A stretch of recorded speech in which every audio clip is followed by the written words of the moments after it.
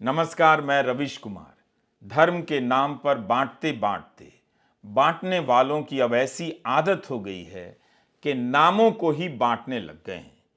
India सुनकर भड़क गए लोगों को यह समझना चाहिए कि भारत जरूर कहिए, मगर इसलिए नहीं कि इंडिया पसंद नहीं आ रहा है। इंडिया भी उतना ही पुरातन है, उसमें इंदस है, सिंधु नदी है। इंडिया में भी उतनी ही भारतीयता है जितनी भारत में। आप इस मुल्क को 100 नामों से पुकार लीजिए, मगर इसलिए इंडिया से मत चिढ़ जाइए कि यह विपक्ष के गठबंधन के नए नाम का सार संक्षेप है, एक्रोनिम है, इंडिया है। प्रथम अक्षरों को मिलाकर नाम रखने की महारत प्रधानमंत्री मोदी को है, जो उस हद तक पहुंच जाती है जहां पूर्वोत्तर के लिए उनकी एक विशेष नीति का नाम पीएम डिवाइन हो जाता है, prime ministers development initiative for north east region. अब मणिपुर में ना डिवाइन का पता है ना पीएम का पता है। सत्ता पक्ष और उसका प्रचारक गोदी मीडिया विपक्ष से इतना चिढ़ा रहता है कि अगर विपक्ष अपने गठबंधन का नाम बदलकर इंडिया से भारत कर ले तो ये लोग भारत से चिढ़ जाएंगे। विपक्ष के 26 दलों के गठबंधन का एक नया नाम रखा गया है, Indian National Developmental Inclusive alliance. संक्षेप में यह इंडिया हो जाता है। असम के मुख्यमंत्री ने अपने ट्विटर के परिचय में इंडिया ही हटा दिया, भारत जोड़ दिया। पहले लिखा होता था चीफ मिनिस्टर असम इंडिया, अब है चीफ मिनिस्टर असम भारत। असम के मुख्यमंत्री को शायद पता नहीं कि उनकी नई पार्टी के ट्विटर हैंडल में भारत नहीं है, इंडिया है। बीजेपी का Twitter handle @BJP for India है। कहीं ऐसा ना हो कि इस ट्विटर हैंडल के कारण हेमंता बिस्वा शर्मा पार्टी ही बदल लें। हेमंता बिस्वा शर्मा ने सभ्यता के संघर्ष का थीम लॉन्च कर दिया। 18 जुलाई को ही यह थीम याद आई। मुख्यमंत्री ने अंग्रेजी में लिख दिया कि भारत और इंडिया के आसपास सभ्यता का संघर्ष चल रहा है। ब्रिटिश ने हमारे देश का नाम इंडिया रख दिया। हमें इस औपनिवेशिक मानसिकता से बाहर आने की कोशिश करनी चाहिए। हमारे पूर्वज भारत के लिए लड़े, हम भारत के लिए काम करेंगे। BJP for Bharat. तो क्या बीजेपी अपना ट्विटर हैंडल अब बदलेगी? इसका नाम बीजेपी फॉर इंडिया रखते समय क्या किसी को ध्यान ही नहीं आया कि सभ्यता का संघर्ष चल रहा है? ऐसा नाम नहीं होना चाहिए। और यह सभ्यता का संघर्ष क्या बेंगलुरु में विपक्ष की बैठक के बाद ही शुरू हुआ है? 18-19 जुलाई के बाद ही समझ में आई है कि सभ्यता का संघर्ष कहीं चल रहा है? लगता नहीं कि बीजेपी विपक्षी दलों की एकता से घबरा रही है, मगर यह जरूर लगता है कि इनके नाम से लड़खड़ा रही है। पटना की बैठक को ठगों का गठबंधन कहने वाली बीजेपी बहुत आसानी से किसी पर भी कोई भी लेबल चिपका देती है। विपक्ष को एंटी इंडिया, एंटी नेशनल, देशद्रोही, गद्दार तक जो चाहे उस पर लेबल चिपका सकती है। मगर यहां विपक्ष ने बीजेपी पर कोई नया नाम नहीं चिपकाया है, बस अपना नाम बताया है कि हमारे गठबंधन का नाम क्या होगा। इसी पर बीजेपी तुकबंदी की शिकार हो गई है। प्रधानमंत्री मोदी ने विपक्ष की एकता को फैमिली फर्स्ट नेशन नथिंग कह दिया। मतलब कुछ भी मिला देना है, कहीं से भी। फ से शब्द नहीं मिल रहा है तो एफ में से मिलाओ, न से नहीं मिल रहा है तो एन से मिलाओ, लेकिन मिलाओ, कुछ करो। उधर हेमंता बिस्वा शर्मा इंडिया और भारत के बीच सभ्यता का संघर्ष छेड़ बैठे हैं। इधर प्रधानमंत्री को फ से नहीं मिल रहा है तो अंग्रेजी के एफ से कोई शब्द लेकर मिला दे रहे हैं। मतलब तो यही हुआ कि किसी दूसरे के कुएं में बाल्टी डालकर अपनी दाल पकाने के लिए पानी निकाल रहे हैं। पहले तय कर लीजिए कि अंग्रेजी बोलना कौन सी मानसिकता में फिट है। अगर यह औपनिवेशिक है तो फिर बोलने पर ही पाबंदी लगा दीजिए। नाम बदलने से मानसिकता नहीं बदलती है, मानसिकता बदलती है मन के उदार होने से, मन को अच्छा करने से, उसे बदलने से। राहुल गांधी की पदयात्रा का नाम तो भारत जोड़ो यात्रा था, तब तो हेमंता बिस्वा शर्मा जी को स्वागत करने ही पहुंच जाना चाहिए था कि भारत और इंडिया के बीच सभ्यता संघर्ष चल रहा है तो वे भारत जोड़ो यात्रा का स्वागत कर रहे हैं। मुख्यमंत्री कहीं जोश में प्रधानमंत्री से ही ना भिड़ जाएं कि skill India, make in India इस टाइप का नाम क्यों रखते हैं। इन सब नामों से इंडिया हटाकर भारत कीजिए, नहीं तो वापस कांग्रेस में चले जाएंगे। मुख्यमंत्री हेमंता बिस्वा शर्मा को समझना चाहिए कि जितना इंडिया उनका है, भारत भी उनका ही है। उसी तरह भारत और इंडिया भी विपक्ष का है उतना ही जितना आपका है। राहुल गांधी ने ट्वीट किया, भारत जुड़ेगा, इंडिया जीतेगा। कांग्रेस अध्यक्ष मल्लिकार्जुन खड़गे ने लंबा सा ट्वीट करते हुए आखिर में लिखा, इंडिया विल विन। मल्लिकार्जुन खड़गे ने बताया कि विपक्ष की अगली बैठक मुंबई में होगी। विपक्ष अपनी एकता की टीम को लेकर पहले पटना गया, फिर बेंगलुरु गया, अब मुंबई जाने वाला है। अब तो प्रधानमंत्री को 38 दलों के एनडीए को लेकर मणिपुर चले जाना चाहिए, जहां 3 मई से ही जनता उनका इंतजार कर रही है। वहां पीएम डिवाइन नाम की अपनी योजना का हाल भी ले लेते, देख आते। मल्लिकार्जुन खड़गे ने यह भी कहा कि दिल्ली में चुनावी अभियानों के प्रबंधन में तालमेल के लिए एक सचिवालय भी बनाया जाएगा। तमिलनाडु के मुख्यमंत्री एमके स्टालिन ने राहुल गांधी के साथ तस्वीर ट्वीट करते हुए लिखा है कि बेंगलुरु में धर्मनिरपेक्ष लोकतांत्रिक नेताओं के साथ एक ऐतिहासिक और रचनात्मक बैठक हुई। हमने #इंडिया गठबंधन का गठन किया है, जो हमारे देश के बहुलवादी मूल्यों को विभाजनकारी राजनीति के चंगुल से बचाने के लिए प्रतिबद्ध है। इतिहास ने साबित किया है कि राष्ट्रवाद के मुखौटे के पीछे छिपे तानाशाह आखिरकार हार जाते हैं। एकता हमारी ताकत है और साथ मिलकर इंडिया जीतेगा। राहुल गांधी ने ट्वीट किया है, भारत जुड़ेगा, इंडिया जीतेगा। बिहार के उप मुख्यमंत्री तेजस्वी यादव ने विपक्ष की बैठक की तस्वीरें ट्वीट करते हुए लिखा है, मेक इन इंडिया। एक अन्य ट्वीट में लिखा है, देश का गठबंधन, देश के लोगों द्वारा, देश के लिए, देश को समर्पित। शरद पवार ने लिखा है, united we stand with Indian National Developmental Inclusive Alliance, India save democracy. एक अन्य ट्वीट में अलग अलग विपक्षी नेताओं से मुलाकात का ब्यौरा देते हुए पवार ने लिखा है कि इस बैठक में हमने तय किया है, we will fight and we will win, यानी हम लड़ेंगे, जीतेंगे। अखिलेश यादव ने ममता बनर्जी और डीके शिव कुमार के साथ अपनी तस्वीर ट्वीट करते हुए लिखा है, भारतीय इतिहास आज के दिन को देशभक्ति और सकारात्मक राजनीति के बेंगलुरु आंदोलन के दिन के रूप में याद रखेगा। विपक्ष की बैठक के बाद एक साझा बयान भी जारी किया गया है। इस बयान की शुरुआत संविधान की प्रस्तावना की शैली में शुरू होती है। बेंगलुरु की तस्वीरों के साथ साथ मैं इस साझा बयान को पढ़ना चाहता हूं, क्योंकि ये काफी महत्वपूर्ण बयान है। इस बयान में लिखा है कि हम भारत के 26 प्रगतिशील दलों के नेता संविधान में निहित भारत के विचार की रक्षा के लिए अपना दृढ़ संकल्प व्यक्त करते हैं। हमारे गणतंत्र के चरित्र पर भाजपा द्वारा व्यवस्थित तरीके से गंभीर हमला किया जा रहा है। हम अपने देश के इतिहास के सबसे महत्वपूर्ण मोड़ पर हैं। भारतीय संविधान के मूलभूत स्तंभों धर्मनिरपेक्ष, लोकतंत्र, आर्थिक संप्रभुता, सामाजिक न्याय और संघवाद को व्यवस्थित रूप से और खतरनाक रूप से कमजोर किया जा रहा है। हम मणिपुर को तबाह करने वाली मानवीय त्रासदी पर अपनी गंभीर चिंता व्यक्त करते हैं। प्रधानमंत्री की खामोशी चौंकाने वाली और अभूतपूर्व है। मणिपुर को शांति और सुलह के रास्ते पर वापस लाने की तत्काल आवश्यकता है। हम संविधान और लोकतांत्रिक रूप से निर्वाचित राज्य सरकारों के संवैधानिक अधिकारों पर जारी हमले का मुकाबला करने और उनका सामना करने के लिए दृढ़ हैं। हमारी राजनीति के संघीय ढांचे को जानबूझकर कमजोर करने का प्रयास किया जा रहा है। गैर भाजपा शासित राज्यों में राज्यपालों और उपराज्यपालों की भूमिका सभी संवैधानिक मानदंडों से अधिक रही है।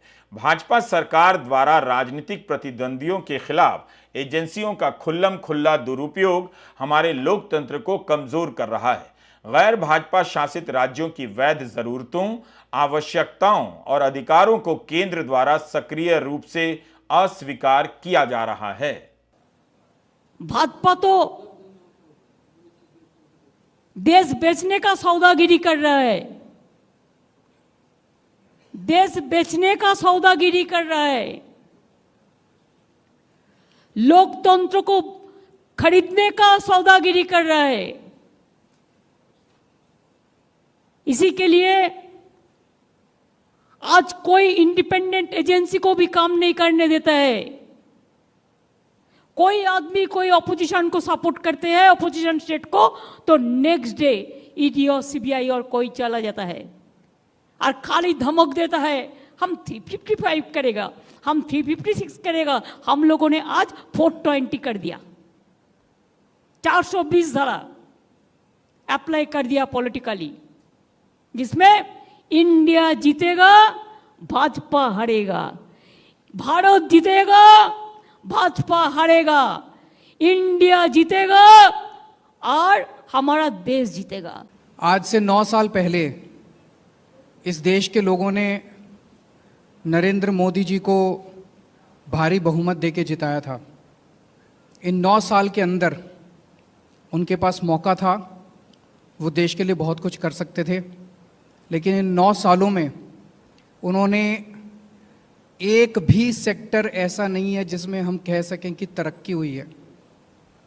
हर सेक्टर को बर्बाद करने में उन्होंने कोई कसर नहीं छोड़ी। तो आज ये 26 पार्टियां, हम सब लोग अपने लिए एकत्रित नहीं हुए। हम देश को एक तरफ बचाना है, जिस तरह से पूरे देश के अंदर नफरत फैलाई जा रही है उससे बचाना है, और दूसरी तरफ एक नए भारत का सपना लेके हम सब लोग इकट्ठे हुए हैं, जिसमें हर युवा को रोजगार मिलना चाहिए, हर गरीब बच्चे को अच्छी शिक्षा मिलनी चाहिए, हर बीमार आदमी को अच्छा इलाज मिलना चाहिए।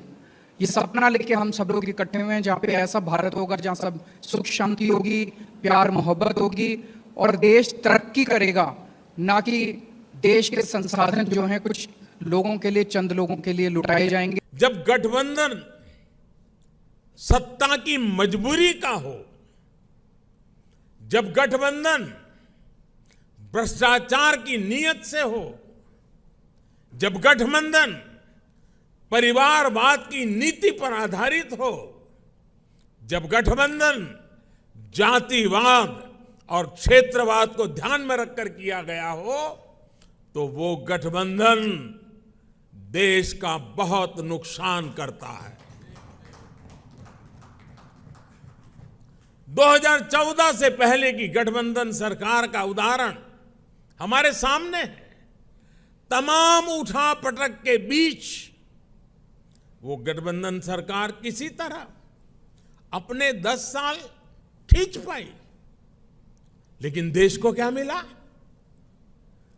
प्राइम मिनिस्टर के ऊपर भी एक आला कमान, पॉलिसी पैरालिसिस, निर्णय लेने में अक्षमता, भांति भांति के पावर सेंटर्स, अव्यवस्था और अविश्वास, खींचतान और करप्शन।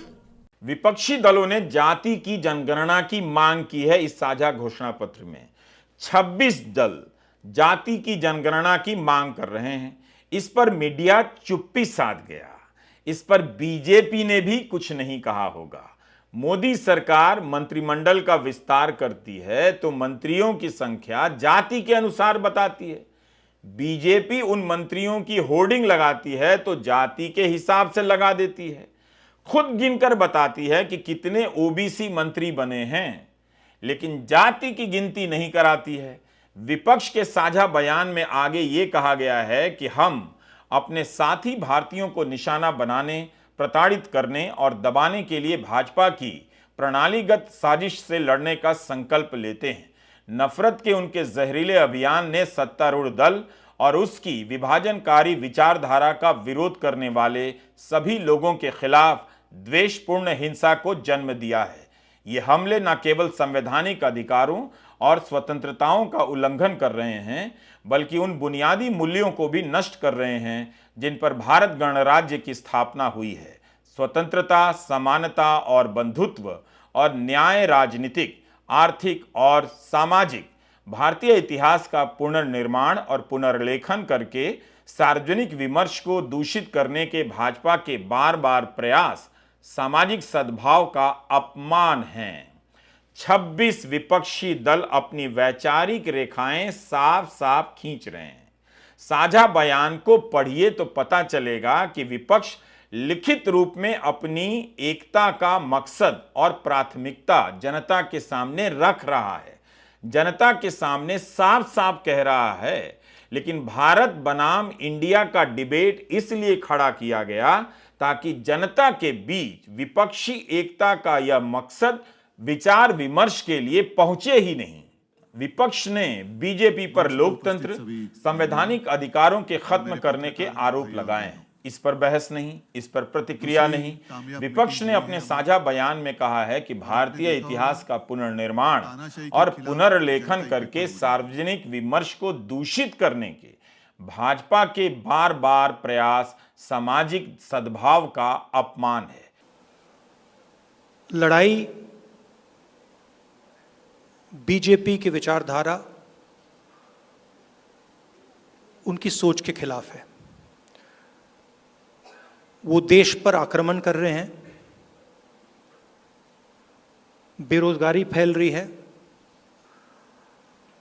देश का पूरा धन चुने हुए लोगों के हाथ में जा रहा है। और इसलिए जब हम डिस्कशन कर रहे थे, हमने अपने आप से सवाल पूछा, लड़ाई किसके बीच में है? ये लड़ाई ऑपोजिशन और बीजेपी के बीच में लड़ाई नहीं है। देश की आवाज को दबाया और कुचला जा रहा है। ये देश की आवाज के लिए लड़ाई है। विपक्षी दलों ने सहभागी लोकतंत्र बनाने के वादे के साथ साथ एक और महत्वपूर्ण बात कही है। वो यह कि हम राष्ट्र के सामने एक वैकल्पिक राजनीतिक, सामाजिक और आर्थिक एजेंडा पेश करने का संकल्प लेते हैं। और इसे आगे ध्यान से सुने।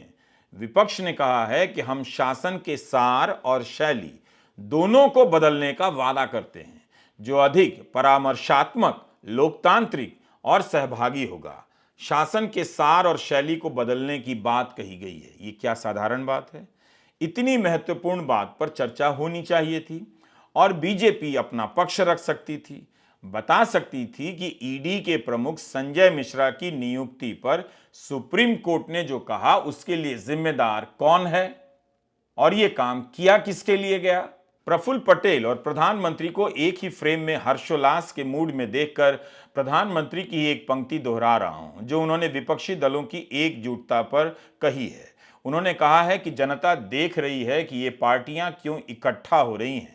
जनता ये भी जान रही है कि वो कौन सा ग्लू है, गोंद है, जो इन लोगों को, इन पार्टियों को जोड़ रहा है।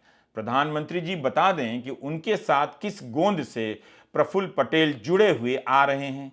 ईडी ने प्रफुल्ल पटेल की संपत्ति जब्त की है, भ्रष्टाचार के आरोप लगाए हैं, तो फिर प्रधानमंत्री किस गोंद के कारण उनसे चिपक रहे हैं और क्या यह सवाल पूछने की हिम्मत गोदी मीडिया दिखा रहा है?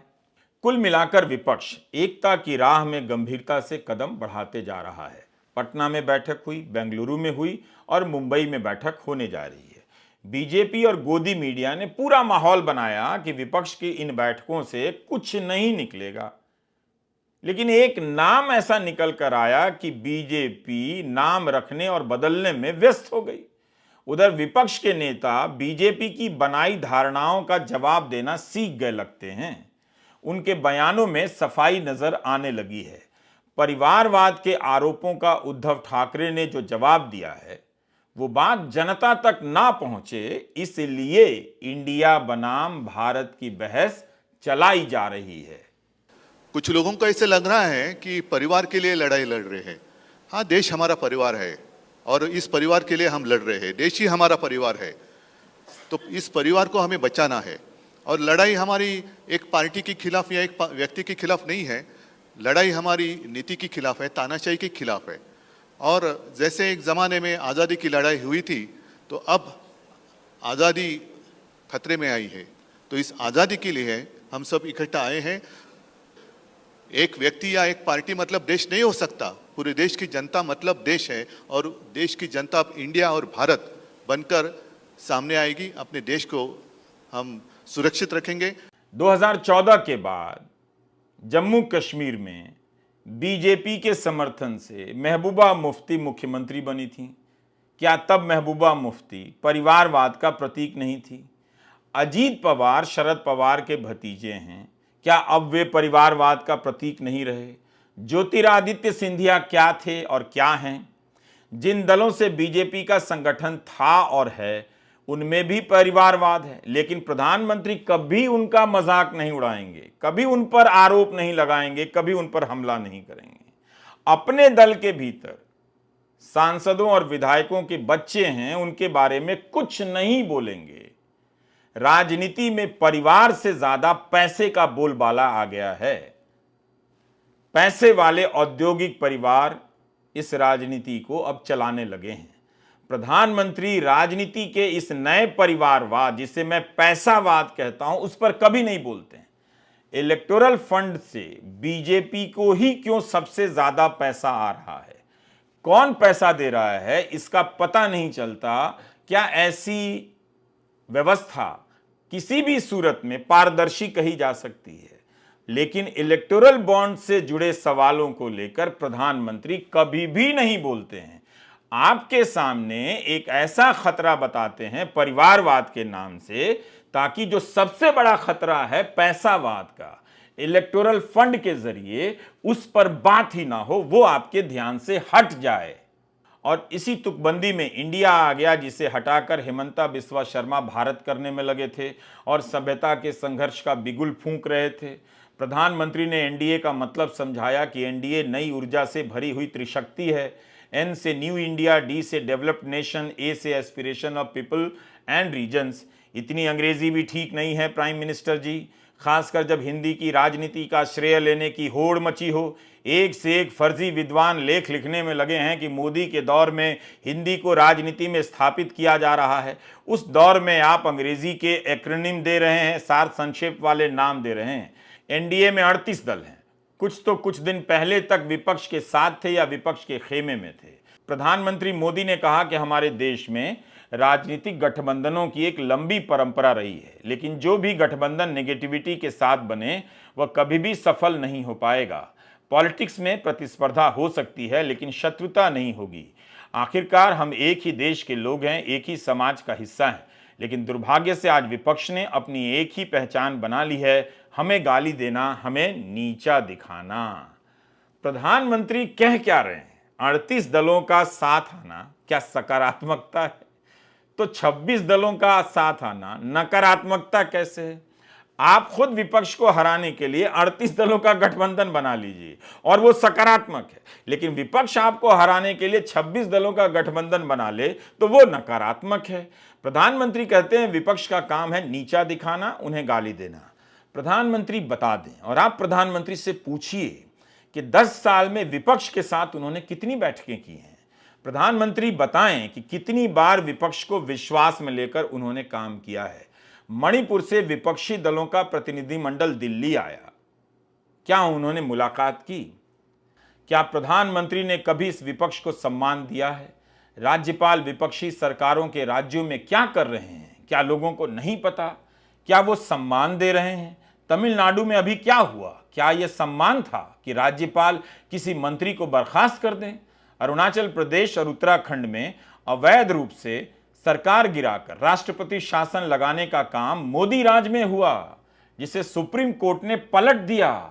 विधायकों को तोड़कर कई राज्यों में विपक्ष की सरकारें गिरा दी गईं, पार्टियां तोड़ दी गईं। क्या यह विपक्ष का सम्मान था? प्रधानमंत्री के तर्क बहुत विचित्र हैं। उनका कहना है कि विपक्षी दलों ने अपने कार्यकर्ताओं की परवाह नहीं की। ये अपने कार्यकर्ताओं से उम्मीद करते हैं कि जीवन भर जिनका विरोध किया उनका अचानक से सत्कार करने लग जाएं। बीजेपी के कार्यकर्ता केवल इसी बात पर हिसाब कर लें कि बिहार में जेडीयू के खिलाफ चुनाव लड़े और पार्टी ने जेडीयू के साथ सरकार बना ली, विधायक भी मंत्री बन गए। असम में जिस कांग्रेस से बीजेपी के कार्यकर्ता लड़ते रहे, उस कांग्रेस से हिमंता बिस्वा शर्मा को लाया गया और असम का मुख्यमंत्री बना दिया गया। शिवसेना से भाजपा लड़ रही थी, मगर एकनाथ शिंदे को शिवसेना से लाकर मुख्यमंत्री बना दिया गया और अपने मुख्यमंत्री के उम्मीदवार को उप मुख्यमंत्री, कांग्रेस से नेता लाकर पहले सांसद बनाया गया, फिर मंत्री बनाया गया। लेकिन उसी ज्योतिरादित्य सिंधिया को हराने वाले भाजपा सांसद का क्या हुआ? कितना सम्मान हुआ? अकाली दल और शिवसेना भाजपा के लंबे साथी रहे हैं।